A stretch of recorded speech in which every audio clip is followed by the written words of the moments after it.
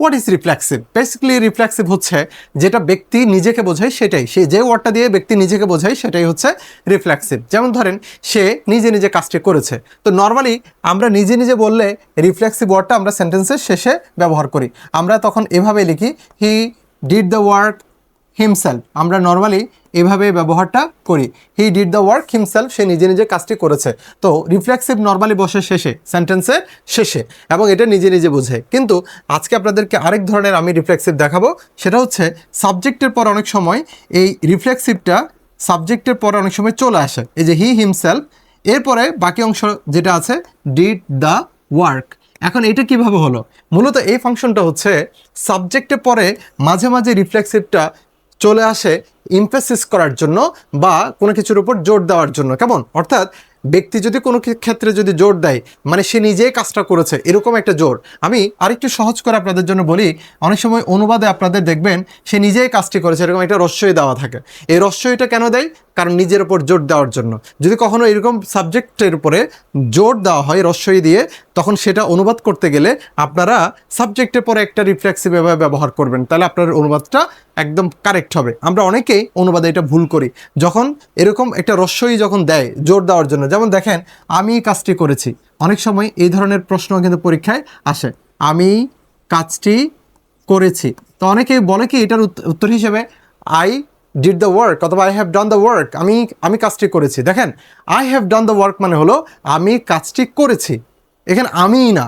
যখন আমিই বলছে তখন আমির উপর একটা কি এমফাসাইজ করা হলো। সো যখন কোনো একটা সাবজেক্টের উপর এমফাসাইজ করা হয়, বিশেষ করে নিজে, আর এখানে কিন্তু নিজে বলা হয়নি, এখানে বলছে শুধু আমি, অর্থাৎ ব্যক্তি একজনের উপরে, বা এটা যে কোনো একটা নাউন হতে পারে, নাউনের উপরে। যেমন রহিমই কাজটি করেছে, তাহলে রস্যই একটা দিয়ে আমি ব্যক্তিকে জোর দিলাম। এই ধরনের যদি কোনো রস্যই থাকে, এটা হচ্ছে মূলত ওই it is I, it is you, এই ধরনের একটা স্ট্রাকচার পড়ছেন না আপনারা সাবজেক্ট প্রনাউন ব্যবহার করার সময়, it was I who did the job. এই ধরনের উদাহরণটা এই সেন্টেন্সের মূলত অনুবাদ। অর্থাৎ আমি কাজটি করেছি মানে হলো it was I who did the work. ঠিক আছে, it was I who did the work. এখানে it was I who did the work, এটার অনুবাদ আমরা অনেকে করি কিভাবে?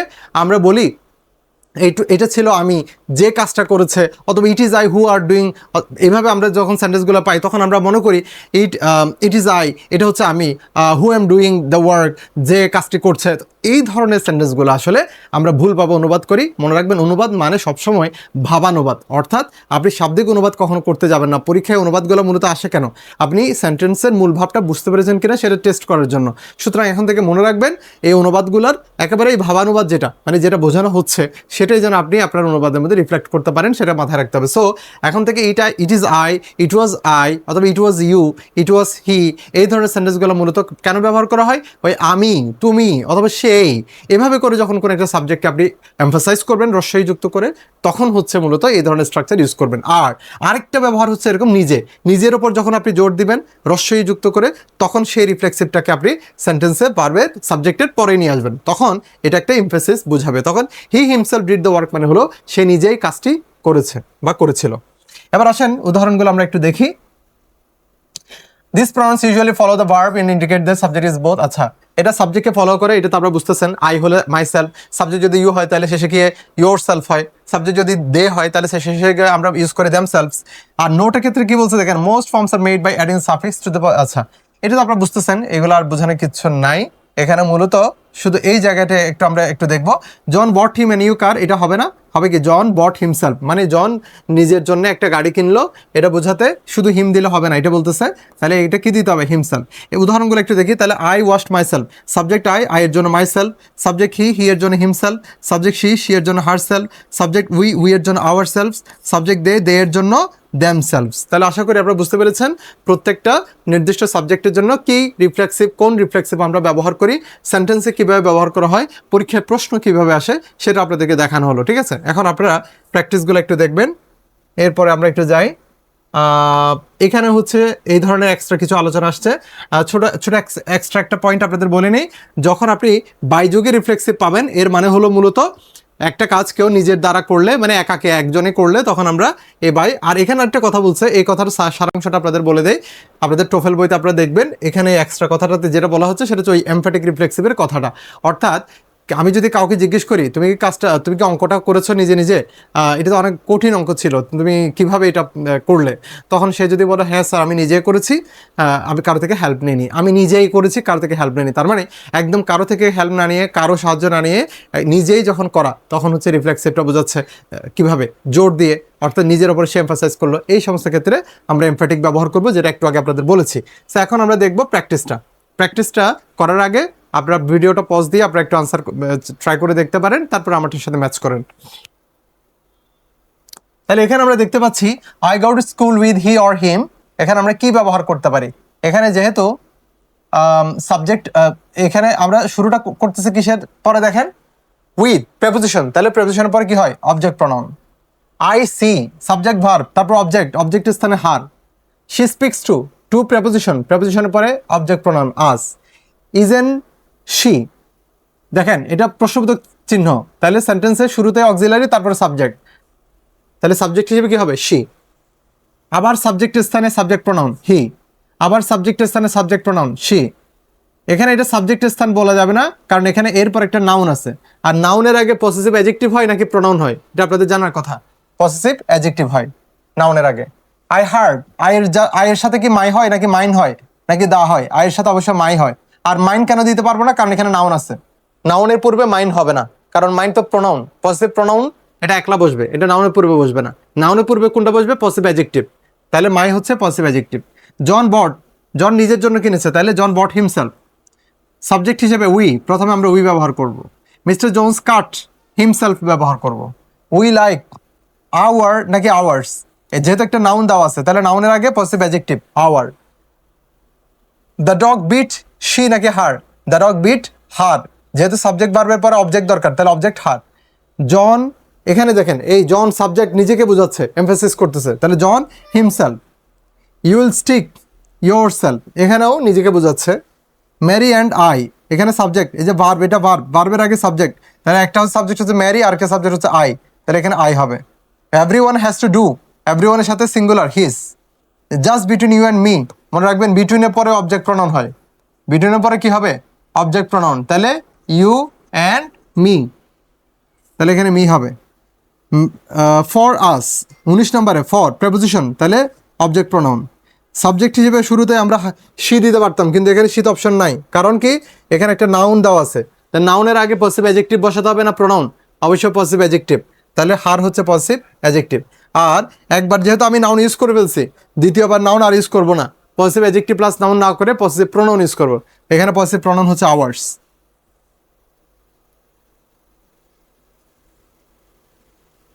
এবার আমরা দেখব ইংলিশে মোটামুটি সকল ধরনের পরীক্ষায় কমন যে কয়েকটা প্রশ্ন আসে, সেই ধরনের কিছু নির্দিষ্ট টপিকের বাইরে কতগুলো ফাংশন আমরা দেখব। এটা ক্লিপস্টোভেলের 84 পেজে আপনারা পাবেন সবাই, সেখান থেকে ভালো করে আপনারা এটা একটু খেয়াল রাখবেন। আমার এই সেশনটা যারাই করবেন, এই আধা ঘন্টার এই সেশনটা বা এটা যদি আপনারা খণ্ডিত আকারে পান, তাহলে এই প্রত্যেকটা এপিসোডটা যদি আপনারা প্রপারলি দেখেন, এখান থেকে আপনারা যে কোনো চাকরির পরীক্ষায় কমনলি 2 থেকে 3টা প্রশ্ন আপনারা পাবেন, এটা আপনারা নিশ্চিত থাকতে পারেন, 2 থেকে 3টা কমনলি। এবার দেখেন প্রথম পয়েন্ট, আমরা অনেক সময় একটা ভুল নিয়ম আমরা জেনে সেই নিয়মে আমরা কিন্তু আবদ্ধ আছি। সেটা হচ্ছে ইংলিশে যদি সেন্টেন্সে 2টা যদি ভার্ব থাকে, তখন আমরা দ্বিতীয় ভার্বটাকে আইএনজি যুক্ত করি। অনেকে এটা আমরা মুখস্থ করি যে 2টা ভার্ব থাকলে দ্বিতীয় ভার্বটা আইএনজি হবে। আবার অনেক সময় কিছু কিছু ক্ষেত্রে দ্বিতীয় ভার্বটা ইনফিনিটিভ বা 2+ ভার্ব হবে, এরকম অনেকেই শিখে। তা আজকে থেকে বলবো 2টা ভার্ব বা 3টা ভার্ব যদি একটা না থাকে, তাহলে কোনটা কেমন হবে এটা নির্দিষ্ট কোনো আসলে ওরকম কোনো নিয়ম নাই। নিয়ম যেটা সেটা হচ্ছে সুনির্দিষ্ট ভার্বের সাথে সুনির্দিষ্ট ফাংশন, মানে এমন কিছু ভার্ব আছে 10, 15, 20টা আপনি মুখস্থ রাখবেন যে ভার্বগুলো পরে ভার্বের আইএনজি দিতে হয়। আবার এমন কিছু ভার্ব আছে যে ভার্বগুলো পরে ইনফিনিটিভ দিতে হয়, বরং ইনফিনিটিভের তালিকাটা আরও লম্বা। অর্থাৎ যে সমস্ত ভার্বগুলোর পরে আপনাকে ইনফিনিটিভ মানে 2+ ভার্ব ইউজ করতে হবে, সেকেন্ড ভার্বটা কী করতে হবে? 2+ ভার্ব ইউজ করতে হবে। সেই ধরনের সেকেন্ড ভার্বটা 2+ ভার্ব ইউজ করার যে অপশনটা, ওই অপশনটাই বরং বেশি। কেন বেশি? এই যে দেখেন এখানে এই বক্সে আমরা দেখতে পাচ্ছি, এখানে 5টা কলাম দেখতেছেন। এই 5টা কলামের ওয়ার্ডগুলা আপনাদের ওই টোফেল বইতে আপনারা দেখবেন। আর এই পাশে যে 5টা কলাম, এই 5টা কলামের ওয়ার্ডগুলা এগুলা কিন্তু এক্সট্রা করে আপনাদের জন্য যোগ করেছি। এখানে যে 20টা আছে, এই 20টা এগুলা প্রাথমিকভাবে জানলেও যথেষ্ট, বাট যদি আপনারা যদি আরেকটু বিশেষ করে যারা প্রতিযোগিতার পরীক্ষাগুলোতে দিবেন, ভালো চাকরির জন্য আপনারা প্রস্তুতি নিতে যাচ্ছেন, ইংলিশ এক্সপার্ট হতে চাচ্ছেন, বেসিকটা একেবারে ক্লিয়ার করতে যাচ্ছেন, তাদেরকে সবসময় বলবো অল্প না শিখে বরং একটু বেশি শেখার চেষ্টা করবেন। আর যাদের অসুবিধা আছে, বেসিক বেশি দুর্বল, তারা অন্ততপক্ষে আগে প্রাথমিক লেভেলটা আপনারা সামলান, দেন হচ্ছে আপনারা সুযোগ হলে পরে আপনারা চেষ্টা করবেন আরও বেশি কিছু পড়ার বা শেখার জন্য। এটা হচ্ছে আমার এই এক্সট্রা লিস্টটা। এবার বলি তাহলে এখানে 20টা, এখানে 20টা, কেমন? তাহলে এই যে ওয়ার্ডগুলো আপনাদেরকে দিলাম, এই 40টা ওয়ার্ডের ফাংশন কি? এই ওয়ার্ডগুলোর ফাংশন হচ্ছে এই ওয়ার্ডগুলোর পরে যদি আপনি সেকেন্ড কোনো একটা ভার্ব পান পরীক্ষায়, সেই ভার্বটা 4টা ফর্মে দেওয়া হলে ভার্বের আইএনজি, টু প্লাস ভার্ব অথবা টু বি প্লাস ভার্বের পাস্ট পার্টিসিপল, এই ধরনের বিভিন্ন অপশন দেওয়া থাকলো, আপনি কোনটা আনসার দিবেন? আপনি অবশ্যই ভার্বের ইনফিনিটিভ ফর্ম দিবেন। কেন? কারণ আপনাকে এখানে বলা হয়েছে, দেখেন, verbs that are followed by the infinitive, অর্থাৎ এই ভার্বগুলা, এই যে ভার্বগুলো আছে, এই ভার্বগুলার পরে যদি অন্য কোনো ভার্ব আসে তবে সেই ভার্বটা কেমন হবে? ইনফিনিটিভ হবে। মানে কি? টু প্লাস ভার্বের বেস ফর্ম, টু প্লাস ভার্বের বেস ফর্ম। মনে থাকবে? আপনারা জানেন টু এর পরে ভার্বের কি বসে? বেস ফর্ম বসে। টু এর পরে কি বসে? ভার্বের বেস ফর্ম বসে। তাহলে আপনারা এই ওয়ার্ডগুলো একটু সবাই ভালো করে মুখস্থ করবেন, কারণ এগুলো মুখস্থ না করা আসলে কোনো উপায় নেই। আর এগুলো অর্থ যদি আপনি না জানেন, ডিকশনারি থেকে যে দেখে নিতে পারেন। কয়েকটা কমন ওয়ার্ড আমি আপনাদেরকে বলে দিই, যেমন স্ট্রাইভ মানে একটু কষ্ট করা, সংগ্রাম করে কোনো কিছু আদায় করা, অর্জন করা। তারপরে হচ্ছে প্রিটেন্ড, ভান করা, কঠিন শব্দ তেমন নাই। হেজিটেট মানে হচ্ছে ইতস্তত করা, সুয়ার মানে শপথ করা, অ্যাটেম্পট মানে হলো চেষ্টা করা, ইন্টেন্ট মানে ইচ্ছা করা। তারপর এদিকে আছে অ্যাফোর্ড, কোনো কিছুর খরচ বহন করার সামর্থ্য থাকা, সেটা হচ্ছে অ্যাফোর্ড। বাকিগুলো তো জানেন। এন্ডিভার মানে চেষ্টা করা, ডিটারমিনেশন সংকল্প, দৃঢ় সংকল্প বলে।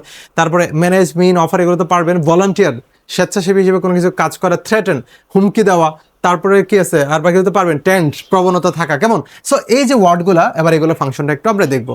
প্রথমেই আমরা একটা উদাহরণ দেখি। জন এক্সপেক্টস, দেখেন এই এক্সপেক্ট শব্দের এখানে কোথায় আছে? একটু বের করেন। এই যে জন এক্সপেক্টস, তাহলে এই এক্সপেক্টটা এখানে আছে কিন্তু, রাইট? তাহলে এই ওয়ার্ডগুলো পরে কি করতে হবে? ইনফিনিটিভ মানে টু প্লাস ভার্ব। তাহলে এই এক্সপেক্টের পরে এখানে টু বিগিন, এই এক্সপেক্টের পরে কি হবে? To begin. তাহলে এই এক্সপেক্ট শব্দের পরে পরীক্ষায় যদি আপনারা যদি এই বিগিন শব্দটা যদি শূন্যস্থানে পান, অপশনের মধ্যে যদি দেওয়া হয় টু বিগিন, তারপরে যদি বিগিনিং দেওয়া হয়, তারপরে দেওয়া হলে ধরেন টু বি বিগান, এই ধরনের অপশনগুলো পরীক্ষা নর্মালি দেয় আর কি। তো সেক্ষেত্রে আপনারা ইনফিনিটিভ দেবেন। তারপর লার্ন, এখানে আছে লার্ন শব্দটা, এই যে লার্ন। তাহলে লার্নের পরে দেখেন আপনি কি দেবেন? To swim. এই ডিসাইডেডের পরে কি? Infinitive, to postpone. এই যে অ্যাটেম্পটের পরে কি আসছে? To reduce, infinitive. প্রিপেয়ারের পরে ইনফিনিটিভ হবে, তাহলে টু অ্যাটাক। আবার অ্যাগ্রি পরে ইনফিনিটিভ, টু অ্যাক্ট। তাহলে এইভাবে এই বক্সের প্রত্যেকটা ভার্বের পরে যদি আপনার পরীক্ষায় যদি অন্য কোনো ভার্ব যদি পান, তাহলে আপনার নিশ্চিন্ত মনে ইনফিনিটিভ আনসার করে আসতে পারেন। এই হচ্ছে ইনফিনিটিভ লিস্ট। তাহলে এই ইনফিনিটিভ লিস্টটা আপনারা একটু পড়ার চেষ্টা করবেন, মুখস্থ করার চেষ্টা। আপনারা একটা কাজ করতে পারেন, আমি একটা আপনাদেরকে টেকনিক বলে দেই। সেটা হচ্ছে এই ইনফিনিটিভ লিস্টটা ভালো করে মনে রাখার জন্য এখানে প্রত্যেকটা ওয়ার্ড দিয়ে আপনারা একটা ইনফিনিটিভের উদাহরণ তৈরি করতে পারেন। যেমন he demanded to buy motorcycle, বা he decided to go in favour of the man, he refused to answer the question. Refused to answer মানে কোয়েশ্চেনের উত্তর করতে সে কি করলো? রিফিউজ করলো। তারপরে হি needs to do the work. এভাবে আপনি প্রত্যেকটা ভার্ব দিয়ে একটা উদাহরণ তৈরি করেন, দেখবেন এটা দারুণ একটা কাজে দিবে আপনাকে। ওয়ার্ডগুলোও মনে থাকবে, গ্রামাটিক্যাল ফাংশনটাও মনে থাকবে।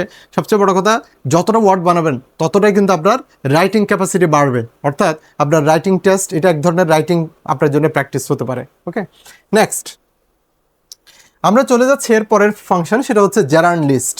জেরান্ড লিস্টটা কি? ঠিক একটু আগে আমি আপনাদেরকে যেটা বলেছিলাম, লিস্টে থাকা যে ভার্বগুলো ছিল ওই ভার্বগুলোর পরে সেকেন্ড ভার্বটা হবে ইনফিনিটিভ, টু প্লাস ভার্ব। আর এই লিস্টটা হচ্ছে জেরান্ড লিস্ট। তার মানে এগুলোর পরে যদি সেকেন্ড ভার্বটা আপনার পরীক্ষায় আসে প্রশ্নে, তখন সেকেন্ড ভার্বটা কি দিবেন? জেরান্ড দিবেন, অর্থাৎ ভার্বের আইএনজি। জেরান্ড মানে কি? ভার্বের আইএনজি, রাইট? তাহলে এই জেরান্ডটা কোথায় আমরা ব্যবহার করব? এই সমস্ত প্রত্যেকটা ভার্বের পরে। এগুলো মোটামুটি আপনাদের চেনা জানা ওয়ার্ড, কয়েকটা বলে দিচ্ছি। অ্যাডমিট মানে ভর্তি হওয়া, কিন্তু এখানে অ্যাডমিট স্বীকার করা অর্থে আসতেছে, অর্থাৎ কেউ তার দোষ স্বীকার করা অর্থে অ্যাডমিট। তারপর ডিলে, দেরি করা। আর বাকি তো পারতেছেন অ্যাপ্রিসিয়েট, প্রশংসা করা। পোস্টপোন, স্থগিত করা। রিজেন্ট, রাগ বা ক্ষুব্ধ হওয়া। এগুলো তো জানেন। অ্যাভয়েড, রিজিস্ট মানে রোধ করা। কান্ট হেল্প, এখানে কান্ট হেল্প মানে কিন্তু সাহায্য করা না, এটা একটু খেয়াল করবেন আপনারা। এখানে কান্ট হেল্প মানে হচ্ছে কোনো কাজ না করে না পারা। যেমন ধরেন আমি বললাম hearing my jokes he can't help লাফিং, মানে আমার জোকস শুনে সে না হেসে পারে না। তাহলে হি কান্ট হেল্প লাফিং এখানে অর্থ হচ্ছে সে না হেসে পারে না, দ্যাট মিনস মানে সে হাসতে বাধ্য হয়, অনেকটা এরকম। সো এইটাই হচ্ছে মূলত কান্ট হেল্পের ব্যবহার। এটা আবার অতীতকালেও ব্যবহার করা যায়, যেমন হি কুডন্ট হেল্প লাফিং, এটা পাস্ট টেন্সে হলে তখন আপনি কুডন্ট হেল্প লাফিং দিয়ে বলতে পারেন। সো এরপরে কি আছে, কুইট, কোনো কিছু ত্যাগ করা আর কি, লিভ। তারপরে কি সাজেস্ট, বাকিগুলো জানেন, রিকল স্মরণ করা, আর কি রিকমেন্ড সুপারিশ করা, স্কেপ পালিয়ে যাওয়া, রিজিউম কোনো কিছু পুনরায় শুরু করা, ইমাজিন কল্পনা করা। সো এগুলো এই সমস্ত ভার্বগুলো ফাংশন হচ্ছে। এগুলোর পরে আপনি সেকেন্ড ভার্বটা যখন পাবেন সেটা অবশ্যই ভার্বের আইএনজি ফর্ম ব্যবহার করবেন, দ্যাটস ইট। তারপরে আমরা একটু উদাহরণটা দেখি।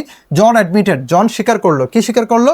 স্টিলিং দ্য জুয়েলস, ঠিক আছে, জুয়েলস চুরি করাটা সে স্বীকার করলো। কেমন? তাহলে জুয়েলস বলতে বোঝাচ্ছে কি, আপনারা তো জানেন, হ্যাঁ, দামি মণিমুক্তা, হীরা জহরত, এগুলোকে আমরা জুয়েলস বলি। যদি আমরা জুয়েল বলে ফেলি, it is not actually jewel, it is jewels. তারপর উই এনজয়েড সিইং, এখানে আমরা দেখতে পাচ্ছি এনজয় এর পরে ভার্বের আইএনজি। আর আরেকটা কথা বলি, এনজয় বলবেন না আজকে থেকে, এটা হচ্ছে মূলত এনজয়, সঠিক উচ্চারণ হচ্ছে এনজয়। তাহলে এনজয়ের পরে ভার্ব আইএনজি। আর তারপর কি আছে? রিস্ক, রিস্কের পরেও ভার্বের আইএনজি হবে। আপনারা দেখতে পাচ্ছেন এখানে রিস্ক ওয়ার্ডটা আছে, এই যে রিস্ক ওয়ার্ডটা আছে এখানে, ভার্বের আইএনজি। তারপর আমরা দেখতে পাচ্ছি কনসিডার, কনসিডারের পরে ভার্বের আইএনজি, বাইং। তারপরে আছে এখানে রিপোর্টেড, তাহলে রিপোর্টের পরে ভার্ব আইএনজি, তাহলে সিইং। তারপরে আছে মাইন্ড, মাইন্ডের পরেও ভার্ব আইএনজি হয়, স্মোকিং।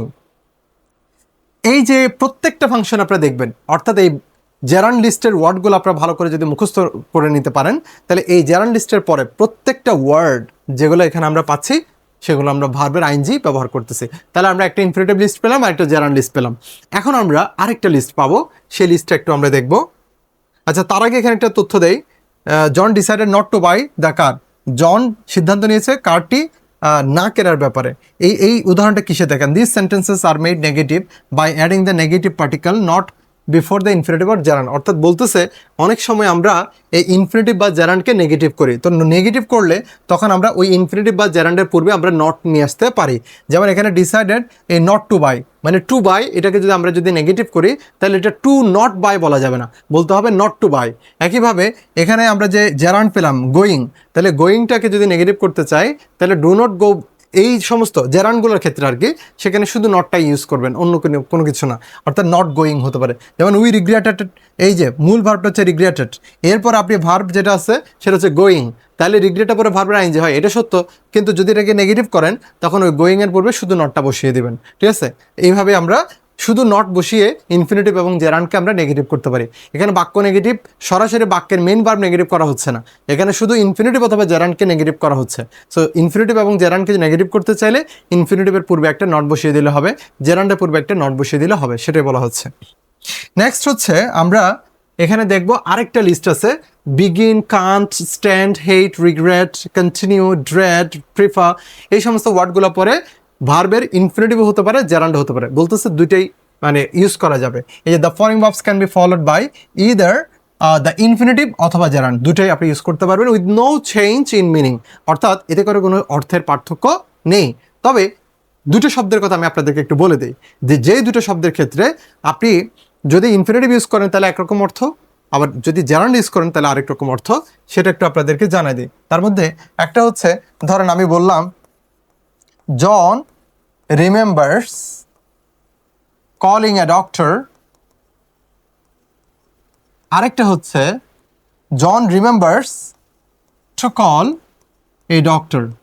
দেখে বলেন তো এটার পার্থক্যটা কি, কলিং এবং টু কল? এখানে রিমেম্বারের পর আপনি দুটোই ইউজ করতে পারেন, পার্থক্যটা কি?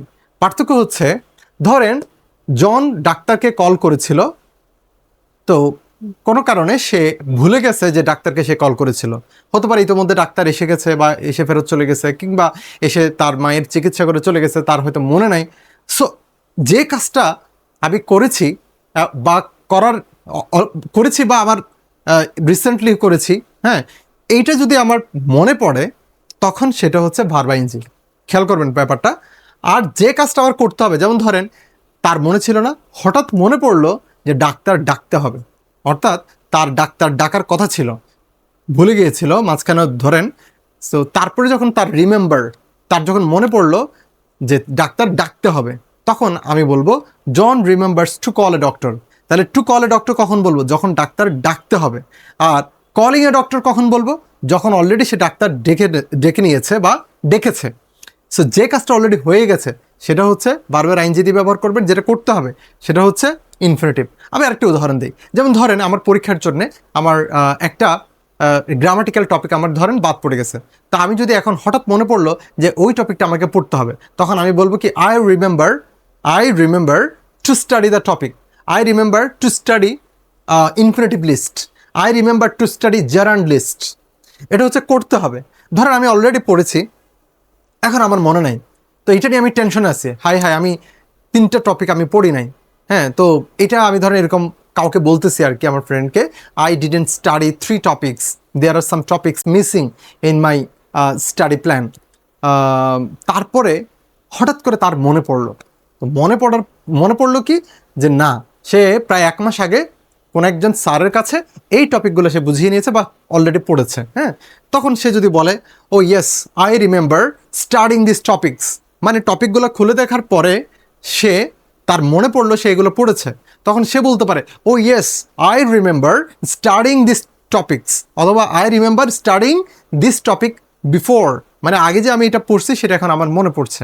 সো এটা হচ্ছে যেটা করে ফেলেছি সেটা যখন মনে পড়ে তখন ভার্ব আইএনজি, আর যেটা করতে হবে সেটা হচ্ছে ভার্বের ইনফিনিটিভ ফর্ম। এখন দেখেন এই রিমেম্বারের পরে যেমন এরকম 2টো ভার্বের ফাংশন আছে, একই রকম আরেকটা ওয়ার্ড আছে ইংলিশে, সেটা হচ্ছে মূলত স্টপ। স্টপ দিয়েও আমরা এরকম এই সেম ব্যবহারটা করতে পারি, যেমন John stopped calling a doctor, John ডাক্তার ডাকা বন্ধ করলো, তার মানে ডাক্তার ডাকতে যাচ্ছে বা কেউ একজন ডাকতেছে, তো জন ডাক্তার ডাকা বন্ধ করে দিল, মানে ডাক্তার ডাকার যে কাজ, যে অ্যাকশন, সেটা সে বন্ধ করলো, সেটা হচ্ছে জন স্টপড কলিং।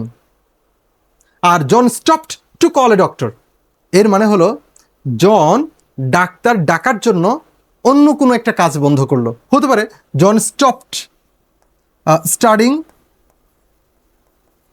জন পড়াশোনা করছিল, তো পড়াশোনাটা সে বন্ধ করলো কেন, টু কল এ ডক্টর, একজন ডাক্তার ডাকার জন্য। হতে পারে পড়াশোনা করছিল, হঠাৎ করে ঘরে কেউ অসুস্থ হলো, তখন সে ডাক্তার ডাকার জন্য পড়াশোনা বন্ধ করলো, পড়াশোনা থামালো। কেমন? তাহলে John stop studying to call a doctor. অনেক সময় এই স্টপটার পরে যদি সরাসরি ইনফিনিটিভ দেয়, এই ভার্ব আইএনজি যদি না দেয়, ধরেন এটা দিল না, John stopped to call a doctor, তখন আপনি কি ভাববেন এই সেন্টেন্সের অর্থ কি? John stop to call a doctor মানে কি জনকে ডাক্তার ডাকাটা বন্ধ করছে? No, John stop to call a doctor মানে হলো ডাক্তার ডাকতে হবে। আমি রিমেম্বার এবং স্টপ দুটো ক্ষেত্রে বলবো আপনাদেরকে, ইনফিনিটিভ দেখা মানে রিমেম্বার এবং স্টপ, এগুলোর পরে ইনফিনিটিভ দেখা মানে বুঝতে হবে কাজটা করতে হবে। আর এই ওয়ার্ডগুলোর পরে যদি ভার্বের আইএনজি পান, বুঝতে হবে কাজটা মূলত অলরেডি ডান অথবা হয়ে যাচ্ছে, কাজটা হচ্ছে বা হয়ে গেছে অলরেডি। কেমন? সে বেশিরভাগ ক্ষেত্রে কাজটা হয়ে মানে কমপ্লিট হয়ে গেছে, এই ধরনের সেন্স আমরা বুঝাই এই স্টপ এবং রিমেম্বার পরে ভার্ব আইএনজি দিয়ে। আর সোজা কথায় যেটা করতে হবে সেটা আপনি ইনফিনিটিভ দিয়ে ব্যবহার করবেন, সেটা স্টপের ক্ষেত্রেও সেম, রিমেম্বারের ক্ষেত্রেও সেম। যেমন John stop to call a doctor মানে জন কোন একটা কাজ বন্ধ করলো ডাক্তার ডাকার জন্য, তার মানে ডাক্তার ডাকতে হবে। সো যেটা করতে হবে সেটা ইনফিনিটিভ দিয়ে করবেন, আর যেটা করা হচ্ছে বা করা হয়ে গেছে সেটা হলো ভার্বের আইএনজি। তাহলে এটা গেল। এরপর এখন এটাতে আসেন, এই লিস্টটা আপনারা মুখস্থ করবেন না। টোফেল পড়ার আসলে টেকনিক আছে কিছু, আপনারা টোফেলে একেবারে পেজ বা পেজ মুখস্থ করার ট্রাই করবেন না।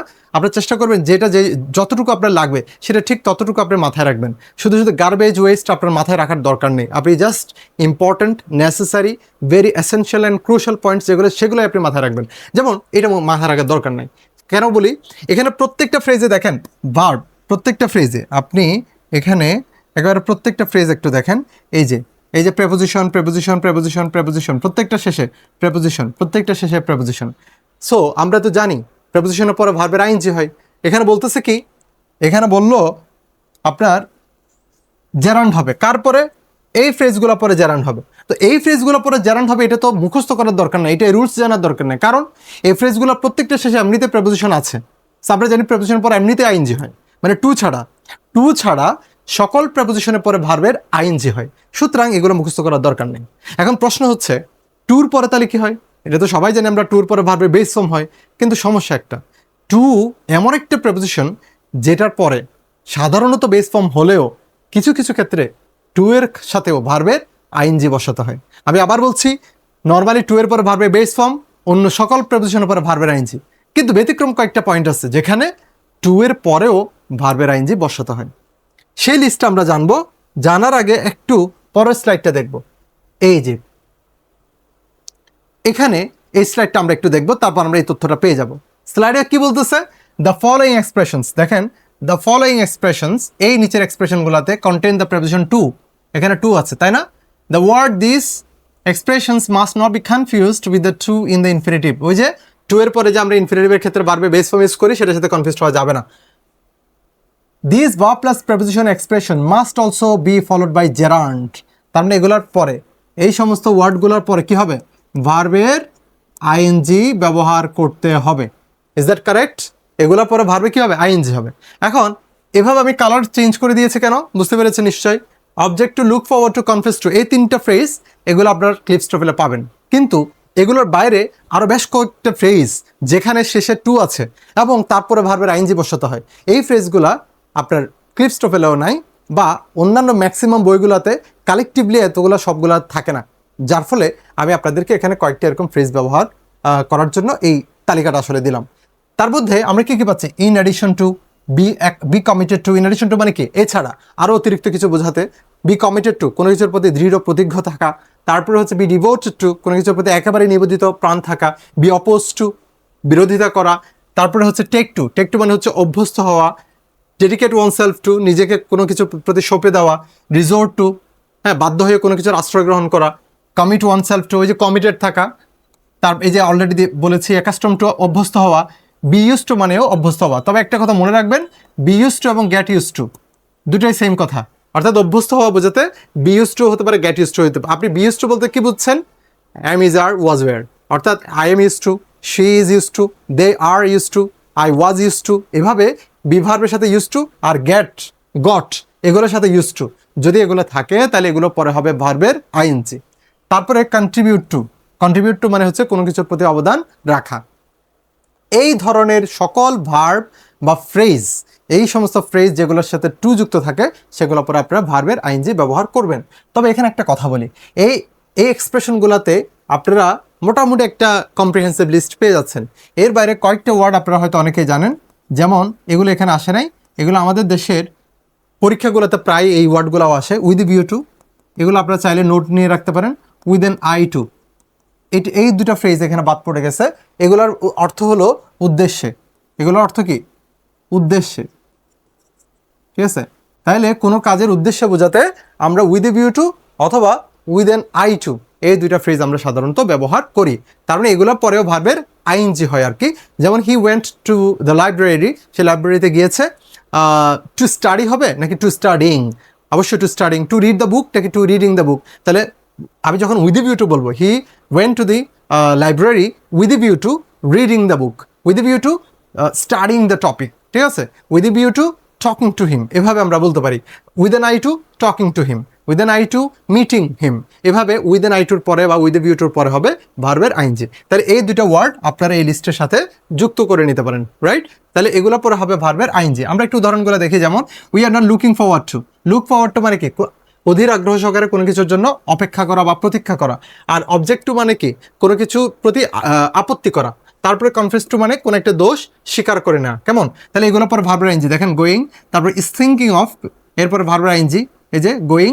তারপরে উড বি বেটার অফ, এটা তো প্রেপোজিশন আছেই, প্রেপোজিশন থাকলে এমনিতে ভার্ব আইএনজি হয়, আপনারা জানেন। দে আর অপোজ টু, এই অপোজ টু আছে না? তাহলে আর অপোজ টু বা বি অপোজ টু আমরা অলরেডি একটু আগে পেয়েছি, এই যে বি অপোজ টু। কেমন? বি অপোজ টু পরেও ভার্বের আইএনজি হয়, এই যে বিল্ডিং, বি অপোজ টু পরে ভার্বের আইএনজি। তাহলে এক কথায় এই ফ্রেজগুলো আপনারা আমার এই সেগমেন্ট বা এই এপিসোডের মধ্যে আপনি এরকম 4টা লিস্ট পাবেন। এই 4টা লিস্টের মধ্যে প্রথম 3টা লিস্ট ভেরি ভেরি ইম্পর্টেন্ট। আপনার 3 স্টার দিয়ে রাখেন আপনাদের ক্লিপস্টোভেলের পেজগুলোতে। 84 পেজের যে দুইটা, যেখানে ক্লিপস্টোভেলের 84 পেজে আপনারা ইনফিনিটিভ লিস্ট প্রথমে পাচ্ছেন, এরপরে জেরান্ড লিস্ট পাচ্ছেন। এই দুইটা লিস্ট আপনারা একেবারে 3 স্টার দিয়ে রাখেন। আরেকটা লিস্ট এই যে আমরা object to, look forward to, confess to যেটা পাচ্ছেন 86 মেবি, রাইট? সেখানে আপনারা স্টার মার্ক দিয়ে রাখেন এবং সেখানে এই এক্সট্রা ওয়ার্ডগুলো, এক্সট্রা ফ্রেজগুলো, এগুলো আপনারা লিখে রাখেন। এগুলোর পরে ভার্বের আইএনজি যুক্ত করতে হবে। এই 3টে লিস্টে পরে আমরা আর কটটুক যাওয়ার পরে আরেকটা লিস্ট আমরা পাবো। সেই লিস্টটাতে মূলত অ্যাডজেক্টিভ আছে। সেখানে কিন্তু এতক্ষণ আমরা আলোচনা করেছি ম্যাক্সিমাম হচ্ছে ভার্বের পরে ভার্ব, তাই না? প্রথম ভার্বের পরে দ্বিতীয় ভার্ব। কিন্তু সেই লিস্টটা হচ্ছে মূলত অ্যাডজেক্টিভের একটা লিস্ট। ওই অ্যাডজেক্টিভের পরে কি ইনফিনিটিভ বসাবো নাকি জেরান্ড বসাবো, সেটা নিয়ে আলোচনা আসছে ঠিক 1-2 স্লাইডের পরে আসছে। তার আগে আমরা এইটার পরের ধাপটা একটু দেখে নেই। এর পরের ধাপে আমরা কিছু এক্সট্রা ওয়ার্ড পাচ্ছি, এগুলো আপনাদের মুখস্থ করার দরকার নেই, বলেছিলাম যেগুলো দরকার নেই এগুলো বাদ। এখানে বলতেছে adjective plus preposition followed by gerund, এগুলো পরে জেরান্ড হবে বললো। তো এগুলো পরে জেরান্ড হবে, এটা আপনি না জানলে, এখানে মুখস্থ না করলেও চলে। কেন? প্রত্যেকটা পরে দেখেন এখানে অ্যাকাস্টম টু, আমরা একটু আগে শিখেছি বি অ্যাকাস্টম টু পরে ভার্বের আইএনজি হয়। তো ক্লিপস টোভেলে আপনাদের এই তালিকাটা দেওয়া আছে, afraid of, interested in, capable of, successful in, fond of, tired of, এই সমস্ত ওয়ার্ডগুলো পরে ভার্বের আইএনজি হয়, কারণ এগুলো পরে এমনিতে প্রেপোজিশন আছে। যেহেতু এই ফ্রেজগুলো পরে প্রেপোজিশন আছে, তো প্রেপোজিশন পরে এমনিতে আমরা আইএনজি ইউজ করি, সেগুলো মুখস্থ করার দরকার নেই। এরপরে আসেন আরেকটা লিস্ট, এখানেও সেম কেস, এগুলো প্রেপোজিশন দিয়ে শেষ। যেমন দেখেন choice of, possibility of, excuse for, intention of, reason for, method for, সবগুলোর সাথে আইএনজি হবে, কারণ এগুলো সবগুলোর শেষে প্রেপোজিশন দেওয়া আছে। যেহেতু প্রেপোজিশনের পরে ভার্বের আইএনজি হয়, সো এগুলো মুখস্থ করার দরকার নেই। এবার আসেন সেই লিস্টটার কথা আমি যেটা আপনাদের বলেছি একটু আগে, অর্থাৎ যে সমস্ত অ্যাডজেক্টিভগুলো আলাদা করে চিনতে হবে, অর্থাৎ যে সমস্ত অ্যাডজেক্টিভগুলোর পরে নর্মালি আমরা ইনফিনিটিভ বসাই, জেরান্ড না, কিন্তু সেজন্য এগুলো একটু আলাদা মনে রাখবো। তবে এখানে একটা স্পেশাল কেস আছে, সেটা কি? আমরা এর আগে দেখেছিলাম verb plus gerund, verb plus infinitive, সেখানে প্রথম ভার্বের পরপরই দ্বিতীয় ভার্বটা বসে যাচ্ছে, যেটা ইনফিনিটিভ বা জেরান্ড হচ্ছে। বাট এখানে সেরকম না, এখানে একটা সাবজেক্ট প্রথমে বসবে, তারপর সাবজেক্টের পরে ভার্ব, এরপরে একটা অবজেক্ট আমরা পাবো। দেখেন একটা কি পাবো? অবজেক্ট পাবো। ওকে, সো এই সমস্ত ওয়ার্ডগুলা, এই ওয়ার্ডগুলোর ফাংশন হচ্ছে কি দেখেন, এই সাবজেক্ট, এরপরে যে ভার্ব, এরপরে এই যে অবজেক্ট আমরা পাই, ঠিক না? এই অবজেক্টের জায়গায় মূলত আমরা কমপ্লিমেন্ট হিসেবে অথবা যে কোনো উপায়ে সাবজেক্ট ভার্বের পরে, ধরেন আমি অবজেক্ট বা অবজেক্টের পরেও হতে পারে, এমন একটা অ্যাডজেক্টিভ পাবো। এখানে আমি একটা কি পাবো? অ্যাডজেক্টিভ পাবো। এখানে এই জায়গাতে আমরা একটা অ্যাডজেক্টিভ পাবো, সেটা কমপ্লিমেন্টের স্থানে হতে পারে, কিংবা অবজেক্ট কমপ্লিমেন্টের পরে গিয়েও আমি এই অ্যাডজেক্টিভটা পেতে পারি। সেই অ্যাডজেক্টিভের পরে আমরা ব্যবহার করব ইনফিনিটিভ। অর্থাৎ এক কথায় দাঁড়াচ্ছে এই সেন্টেন্সের ক্ষেত্রে আমরা সরাসরি, এই যে দেখেন একটু সবাই দেখেন, এই যে এখানে সরাসরি এগুলা ভার্বের পরে না, বরং এই অ্যাডজেক্টিভের পরে। যেমন দেখেন আমি অ্যাডজেক্টিভগুলা একটু মার্কিং করে দিচ্ছি: eager, dangerous, ready, difficult, uncommon, pleased. এই প্রত্যেকটা অ্যাডজেক্টিভের পরে দেখেন infinitive. To see, to drive, to live. ডিফিকাল্টের পরে দেখেন ডিফিকাল্ট টু পাস, আনকমনের পরে আনকমন টু ফাইন্ড, প্লিজডের পরে টু বি, তাহলে ইগারের পরে টু সি। এভাবে করে আমরা এই প্রত্যেকটা ওয়ার্ডের ক্ষেত্রে আমরা অ্যাডজেক্টিভের পরে ইনফিনিটিভ ব্যবহার করছি। এখন প্রশ্ন হলো, কোন অ্যাডজেক্টিভের পর আমি ইনফিনিটিভ ইউজ করবো? এখানে অনেকগুলো তো অ্যাডজেক্টিভ আছে, তা আপনারা চাইলে সবগুলো একটু পড়ে নিতে পারেন, অথবা যেভাবে আগে বলেছি ওয়ার্ডগুলো চাইলে আপনারা একটা একটা লিখে প্র্যাকটিস করতে পারেন।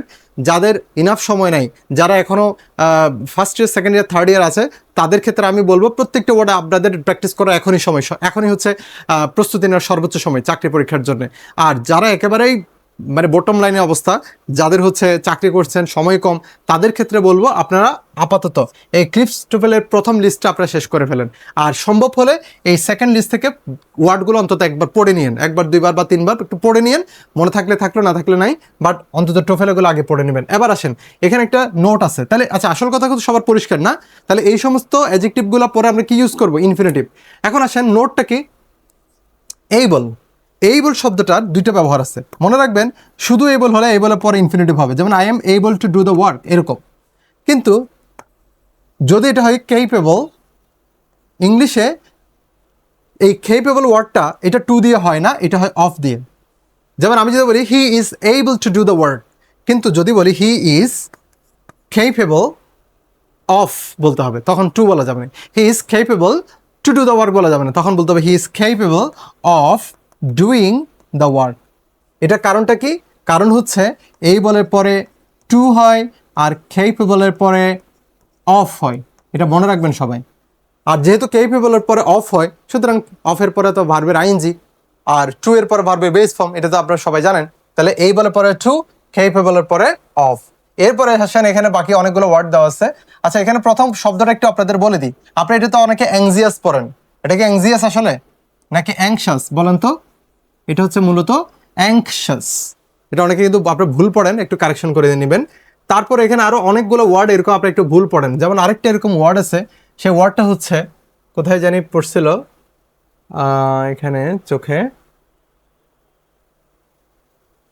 আচ্ছা এই লিস্টে না, এটা মনে হয় আরেকটা লিস্টে ছিল। স্টুডেন্টদের কমনলি একটা ভুল উচ্চারণ করে, যাই হোক। সো এই সমস্ত ওয়ার্ডগুলো তাহলে আমরা মনে রাখবো, দ্যাটস ইট। এখানে আর তেমন কিছু আলোচনার নাই। আপনারা এগুলো জাস্ট ভালো করে ওয়ার্ডগুলো শিখে নেবেন, এটাই কাজ। তারপরে some verbs can be followed by, আচ্ছা এটা অলরেডি বলেছি, ওই যে স্টপের পর আইএনজি হলে কি হয়, স্টপের পরে ইনফিনিটিভ হলে কি হয় সেটা বলেছি। এরপর হচ্ছে এক্সারসাইজ 13, এটা আপনাদের কাজ, এই এক্সারসাইজটা ভালো করে আপনার উত্তর শিটের সাথে এটা ম্যাচ করে নেবেন। এখন চলে আসি আমরা, আচ্ছা এবার এই ফাংশনটা কি একটু দেখেন। এই ফাংশনের কাজ হচ্ছে, এখানে কতগুলো আমরা ভার্ব দেখতেছি, এই ভার্বগুলোর কাজ হচ্ছে, এই ভার্বগুলা দেখেন সাবজেক্ট প্লাস ভার্ব, আচ্ছা এখানে তো মনে হয় আছে, এই যে সাবজেক্ট প্লাস ভার্ব, এরপরে এই ভার্বগুলোর পরে সরাসরি অন্য কোনো ভার্ব আসবে না, বরং এই ভার্বগুলোর পরে একটা অবজেক্ট থাকবে, এই অবজেক্টের পরে আবার আরেকটা ভার্ব আসবে। এক্ষেত্রে এই প্রথম ভার্বটা যেটা ভার্ব 1, এই ভার্ব 1 দেখে সেই অনুযায়ী এই ভার্ব 2 এটা আপনাদেরকে নির্ণয় করতে হবে। আমি কি বলছি একটু খেয়াল করেন, মানে এই ভার্বগুলো হচ্ছে মূলত ভার্ব 1। কোন ভার্বগুলা? Allow, invite, remind, ask, order, urge, beg, permit, want, convince, persuade মানে প্ররোচিত করা কাউকে, রাজি করানো, এক্সপেক্ট, প্রিপেয়ার, ইনস্ট্রাক্ট, প্রমিস, এই ভার্বগুলোকে আমি 1 নাম্বার ভার্ব বলতেছি। কেমন?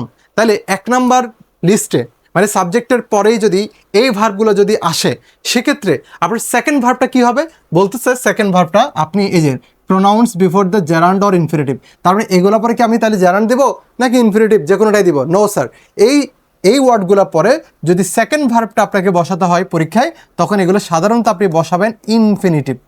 সাধারণত কি বসাবেন? ইনফিনিটিভ।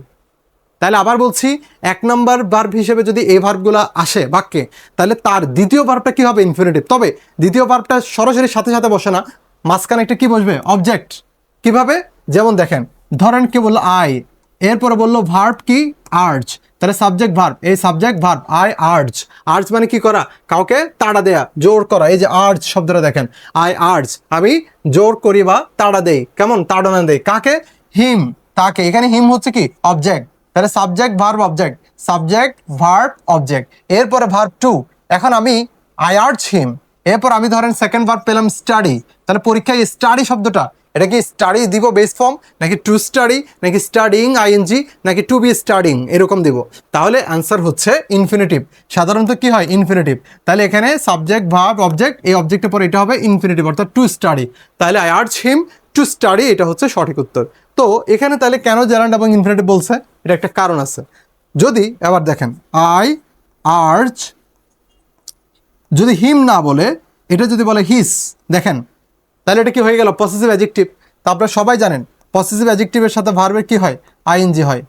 তাহলে হি ইজ স্টাডিং, তাহলে এটা কি হচ্ছে? Possessive adjective plus verb ING. এই রুলটা আমরা অনেকেই জানি, না জানলে জেনে রাখবো। পসেসিভ অ্যাডজেক্টিভের সাথে কোনো যদি ভার্ব বসে, সেটা এমনিতে ভার্ব আইএনজি হয়। যেমন মাই ওয়ার্কিং ইজ রিয়েলি হার্ড, এভাবে যদি কেউ মাই ওয়ার্ক বলে, হ্যাঁ ওয়ার্কটা নাউন হতে পারে, কিন্তু ধরেন একেবারে অরিজিনালি কোনো একটা ধরেন ভার্ব যেটা সাধারণত বেস ফর্মে নাউন হতে পারে না, যেমন ধরেন লার্ন, শেখা, তাহলে কেউ যদি বলে মাই লার্ন ইজ ডিফিকাল্ট, এটা হতে পারে না, এটা হতে হবে মাই লার্নিং ইজ ভেরি ডিফিকাল্ট। অর্থাৎ পসিটিভ অ্যাডজেক্টিভের পরে ভার্বের আইএনজি হয়। সো এখান থেকে আমরা যেটা তাহলে বুঝতে পারি সেটা হচ্ছে সাবজেক্ট এবং ভার্ব, এরপরে যদি কোনো একটা অবজেক্ট পাই, তাহলে অবজেক্টের পরে ভার্বটা কেমন হবে? তো যদি অবজেক্ট পেলে তখন অবজেক্টের পরে ভার্বটা আমরা ইনফিনিটিভ দেবো, কিন্তু যদি অবজেক্ট না বসে, এটা কি অবজেক্ট প্রোনাউন? নো, এই অবজেক্টের স্থানে আমরা কি পেয়েছি? আমরা একটা পসেসিভ অ্যাডজেক্টিভ পেয়েছি। তো যদি পসেসিভ অ্যাডজেক্টিভ পাই, তখন আমরা ভার্বের আইএনজি করব।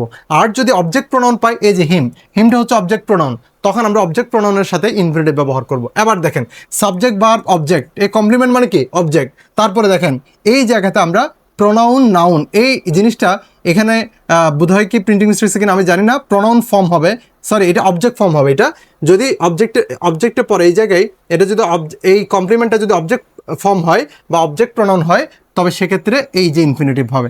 আর যদি দেখেন পসেসিভ যদি হয়, এই যে সাবজেক্ট ভার্ব, যদি এরপরে পসেসিভ যদি হয়, এই পসেসিভের পরে ভার্বের আইএনজি। তাহলে সোজা কথায় এই ভার্বগুলোর কাজ কি? এই ভার্বগুলোর পরে অবজেক্ট প্রোনাউন আসলে তারপরে ইনফিনিটিভ দিব, আর এগুলোর পরে যদি পসেসিভ অ্যাডজেক্টিভ দেখি তারপরে ভার্বের আইএনজি দিব। আর তাছাড়া অন্যান্য যে কোনো ক্ষেত্রেও যদি আমরা পসেসিভ অ্যাডজেক্টিভ পাই, পসেসিভ অ্যাডজেক্টিভের পরে ভার্বের আইএনজি হয়। এখন আমরা চলে যাচ্ছি আমাদের নেক্সট ফাংশন, প্রোনাউনের অ্যান্সার। প্রোনাউনের অ্যান্সার আপনাদের জন্য সবার জন্য মোটামুটি সহজ বলতে পারি। সো আমি তারপর আনসারটা একটা ভিডিও পজ দিয়ে যারা প্র্যাকটিস করতে চান করে নিতে পারেন। প্রথমটা হচ্ছে রিচার্ড ইজ এক্সপেক্টিং, এখানে ভার্বের পরে কি দরকার? অবজেক্ট, তাহলে কি হবে? আস।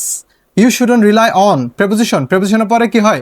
ভার্বের, আমরা নর্মালি প্রেপোজিশনের পরে অবজেক্ট প্রনাউন ব্যবহার করি, তাই না? এটা আজকে শিখেছি। কিন্তু এখানে আমরা কি করব দেখেন, ভার্বের আইনজি দেওয়া আছে না, তো প্রেপোজিশনের পরে যদি একমাত্র যদি একটা যদি প্রনাউন থাকতো তখন ওইটাকে আমি কি দিতাম? অবজেক্ট প্রনাউন দিতে পারতাম। কিন্তু ভার্ব আইনজি যেহেতু দেওয়া আছে, তাহলে ভার্ব আইনজির পূর্বে অবজেক্ট প্রনাউন দিলে এটা মিলবে না, এই জন্য দিতে হবে এটা পসেসিভ। তাহলে sir you shouldn't rely on his calling. এবারে দে ডোন্ট অ্যাপ্রুভ অফ, তাহলে এখানে প্রেপোজিশন আছে, তাহলে মনে রাখবেন প্রেপোজিশন প্লাস ভার্ব আইনজি, তাহলে কি হবে? পসেসিভ। তাহলে এখানে হবে আওয়ার, তাহলে অ্যাপ্রুভ অফ আওয়ার লিভিং। আমি আবার বলছি, যদি এটা কনফিউজড হয়ে যান তাহলে এভাবে মনে রাখতে পারেন, পসেসিভ অ্যাডজেক্টিভ প্লাস এখানে প্লাস এই জায়গায় আছে ধরেন ভার্ব আইএনজি, তাহলে ভার্ব আইএনজি এবং পসেসিভ অ্যাডজেক্টিভের মাঝখানে যেটা, সেটা তাহলে কি দিবেন? সরি, ব্যাপারটা উল্টা বলে ফেললাম, positive adjective plus verb ING বলবেন, কেমন? Positive adjective plus verb ING. এটা কখন হবে?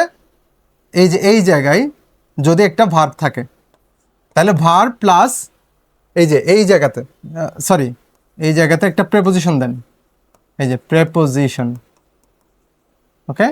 তাহলে preposition plus positive adjective plus verb ING, এভাবে আপনারা মাথায় রাখেন। অর্থাৎ প্রেপোজিশন এবং ভার্ব আইএনজির মাঝখানে যেটা হবে সেটা হচ্ছে পসেসিভ অ্যাডজেক্টিভ, এই জন্য এখানে পসিটিভ অ্যাডজেক্টিভ দিলাম। তারপরে জর্জ আস্কড, এই জায়গায় ইনফিনিটিভ, তাহলে ইনফিনিটিভের আগে কি হবে? মি হবে। এখানে আছে ভার্ব আইএনজি, তাহলে কি হবে? হিস। এখানে আছে কি পসেসিভ, আর এখানে আছে ভার্বের আইএনজি, তাহলে কোনটা মিলে? পসিটিভ অ্যাডজেক্টিভটাই মিলবে, ভার্ব আইএনজি। এখানে আছে ভার্ব আইএনজি, তাহলে কি হবে? পসেসিভ। এখানে আছে ইনফিনিটিভ, তাহলে কি হবে? হেনরি। এখানে আছে ভার্বের আইএনজি, তাহলে কি হবে? Our, right? তারপর এখানে আছে ভার্ব আইএনজি, তাহলে পসেসিভ, এটাই মিলবে। নেক্সট হচ্ছে আমরা দেখতে পাচ্ছি নিডের ফাংশন। আচ্ছা, নিডের ছোট্ট একটা ফাংশন, এটা আমরা সবাই মনে রাখতে পারি, এটা একদম সহজ। সেটা হচ্ছে কি জানেন, যদি নিড যদি কোনো সেন্টেন্সের সাবজেক্ট হয়, তো সেক্ষেত্রে নিডের পরে ভার্বটা কেমন হবে? যেমন আমি যদি বলি হি নিডস, এখন টু গো দেয়ার হবে নাকি হি নিডস গোয়িং দেয়ার হবে, এটাই হচ্ছে প্রশ্ন। তা আমরা নর্মালি একটু আগে দেখেছিলাম ইনফিনিটিভ লিস্টে আমাদের নিড একটা ওয়ার্ড ছিল, তার মানে নিডের পর আমরা ইনফিনিটিভ বসাবো, এটাই হচ্ছে আসলে নিয়ম, এটাই হচ্ছে কি নিয়ম। সুতরাং নিডসের পরে নর্মালি ইনফিনিটিভ হয়। কিন্তু আপনারা কি জানেন মাঝে মাঝে নিডের পরে ভার্বের আইএনজিও দিতে হয়, সেটা কখন? যেমন আমি যদি বলি দ্য কম্পিউটার, তার মানে কম্পিউটারটি দরকার, কি দরকার? রিপেয়ার করা দরকার। এখানে দ্য কম্পিউটার নিডস রিপেয়ার দিব নাকি রিপেয়ারিং দিব নাকি টু রিপেয়ার দিব? এই জায়গায় আবার একটু দেখেন, এটা একটু আবার এখানে আনসার পাল্টে যাচ্ছে। The computer needs to repair যদি দেন তাহলে এটা কিন্তু রং, এখানে দিতে হবে দ্য কম্পিউটার নিডস রিপেয়ারিং। এটা কারণটা কি দেখেন, এখানে নিডসের সাবজেক্ট হচ্ছে হি, নিডের সাবজেক্ট যদি কোনো ব্যক্তিবাচক কেউ হয়, মানে যে নিজে প্রয়োজনটা অনুভব করতে পারে, সেই ধরনের সাবজেক্ট হলে তখন নিডের পরে ইনফিনিটিভ হয়। এই জন্য বলা হচ্ছে অ্যানিমেট বিং অ্যাজ সাবজেক্ট, মানে নিডের সাবজেক্ট যদি অ্যানিমেট বিং হয়, মানে প্রাণ বা জীবন্ত কেউ যদি হয় বা যে কাজ করতে পারে, সে ধরনের যদি সাবজেক্ট হয় তাহলে নিডের পরে ইনফিনিটিভ হবে। আর যদি ইনঅ্যানিমেট মানে কি? কোনো বস্তু বা যে কাজ করতে পারে না, যে প্রয়োজনটা অনুভব করতে পারে না, এই ধরনের কোনো সাবজেক্ট হলে সেক্ষেত্রে নিডের পরে আমরা দেই ভার্বের আইএনজি।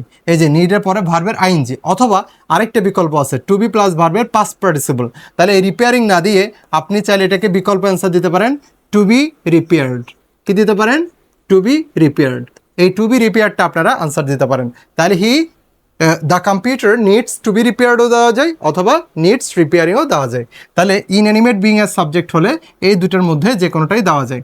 এরপরে দেখেন দ্য গ্রাস নিডস কাটিং, এই সেন্টেন্সটার মধ্যে দেখেন এই নিডসের সাবজেক্ট বস্তুবাচক, এই জন্য ভার্বের আইএনজি, অথবা টু বি কাট, আমি বলেছি টু বি প্লাস ভার্বের পাস্ট পার্টিসিপল দেওয়া যায় অথবা ভার্বের আইএনজি।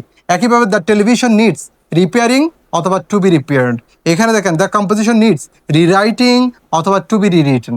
আর যখন ব্যক্তিবাচক সাবজেক্ট পাচ্ছেন জন অ্যান্ড হিজ ব্রাদার, সেখানে নিডে পরে শুধু ইনফিনিটিভ টু পেইন্ট। মাই ফ্রেন্ডের ক্ষেত্রে to learn, he will need সেখানে টু ড্রাইভ। দ্যাট মিনস ব্যক্তিবাচক বা যারা অনুভব করতে পারে, কাজ করতে পারে, সেই ধরনের সাবজেক্ট হলে ইনফিনিটিভ। আর বস্তু বা যে কাজ নিজে করতে পারে না, অনুভব করতে পারে না, যে প্রয়োজনটা অনুভব করতে পারে না, সেই ধরনের সাবজেক্ট যদি আসে তখন আমরা টু বি প্লাস ভার্বের পাস্ট পার্টিসিপল দিতে পারি অথবা ভার্বের আইএনজিও দিতে পারি। এরপরে আমরা এখন এটা একটু প্র্যাকটিস করব। আচ্ছা, তার আগে একটা ছোট এক্সট্রা তথ্য বলে ফেলি।